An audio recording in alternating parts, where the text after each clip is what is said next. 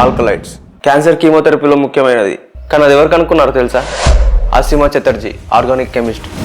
1936లో chemistry మీద higher studies చేసింది. 1944లో doctorate తీసుకుంది. వావ్! కానీ అప్పట్లో ల్యాబ్స్లో ఫండ్స్ ఉండేవి కావంట, అండ్ పాత మిషన్లు ఉండేవి అంట కదా. అవును, అంతేకాదు, పిచ్చి మొక్కలతో ఏం చేస్తావని సీనియర్లు ఎగతాళి చేసేవారు. మరి తన సొంత పాకెట్ మనీతో కెమికల్స్ కొని నీటిలో పెరిగే చిన్న మొక్క పాండువీట్ నుండి ఆయుష్ 56 అనే మందుని కనిపెట్టింది. ఆయుష్ 56 పిడ్స్తో బాధపడే వేలాది మందికి ఇది ఈ రోజుకి ఒక వరం. ఎటువంటి వనరులు లేకున్నా వరల్డ్ క్లాస్ డిస్కవరీ చేసింది. అంతేకాదు, మన ఇంటి ముందు పెరిగే బిల్లగన్నేరు ఫ్లవర్ తెలుసు కదా, దాని మీద 40 ఏళ్ళు పరిశోధన చేసి ఆల్కలైడ్స్ని ఈ ఫ్లవర్ నుండే వెలికి తీసింది. Anti epileptic drugs, anti malarial డ్రగ్స్ని డెవలప్ చేసింది.